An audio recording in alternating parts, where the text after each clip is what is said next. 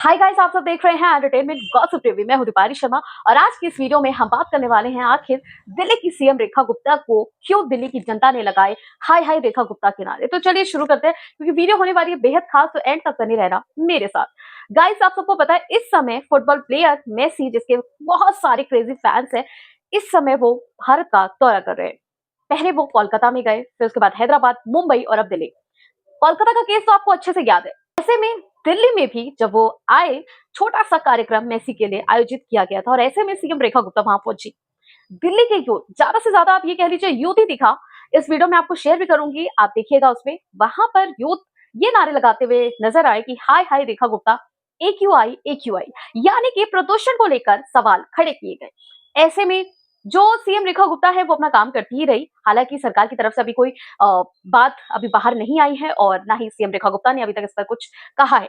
लेकिन ऐसे में राजनीतिक जो लोग हैं वो इस वीडियो के जरिए शामिल हो गए। ऐसे में कांग्रेस की जो नेता है सुप्रिया श्रीनेत, उन्होंने एक वीडियो शेयर करते हुए लिखा कि दिल्ली की जनता का आक्रोश, यानी कि दिल्ली की जनता सब जानती है, गुस्से में है प्रदूषण को लेकर। में आम आदमी पार्टी के नेता सौरभ भारद्वाज का भी वीडियो वायरल हो रहा है।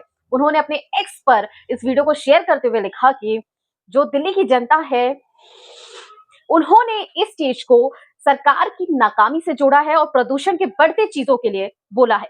ये भी लिखा था कि हर साल 20 लाख से ज्यादा लोग प्रदूषण से मरते। आप सभी को पता है कि दिल्ली में जिस तरीके से धुंध हो रही है, कुछ भी नहीं दिखाई दे रहा। पहले ऐसा था कि कुछ दिख तो जाता था, लेकिन इस समय जो धुंध हो रही है वो बहुत खतरनाक है। और प्रदूषण मतलब लोगों को परेशानियां हो रही है, लोगों को सांस लेने में दिक्कत आ रही है। और कई बार ऐसा, अगर आपने नोएडा का भी देखा होगा सीन, वहां पर कुछ भी नहीं दिखाई दे रहा है।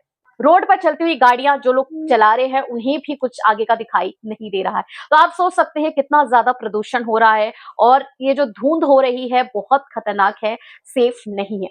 इसी चीज को लेकर कई बार प्रोटेस्ट भी किया गया था, लेकिन अभी तक इसका कोई विकल्प नहीं निकल पाया गाइस।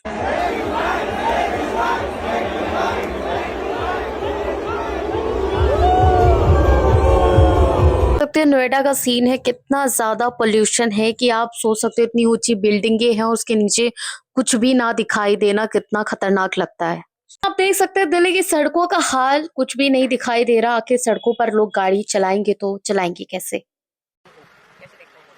देखिए, ये सीजीआई की चिंता हो सकती है, लेकिन सरकार की क्या चिंता है? लगभग 20 लाख लोग हर साल प्रदूषण से हिंदुस्तान में मर रहे हैं। दिल्ली एक गैस चैम्बर के रूप में तब्दील हो गया है। 1000 के ऊपर AQI लेवल जा रहा है। और आप देश के संसद में, सर्वोच्च सदन में 1 मिनट भी बहस करने को तैयार नहीं है ऐसे मुद्दों पे। रुपए का लगातार मूल्य गिर रहा है। 200 लाख करोड़ रुपए हिंदुस्तान के ऊपर कर्जा हो गया है। चीन की घुसपैठ हो रही है। अमेरिका रोज अपमानित कर रहा है। टैरिफ 50% लगा रहा है।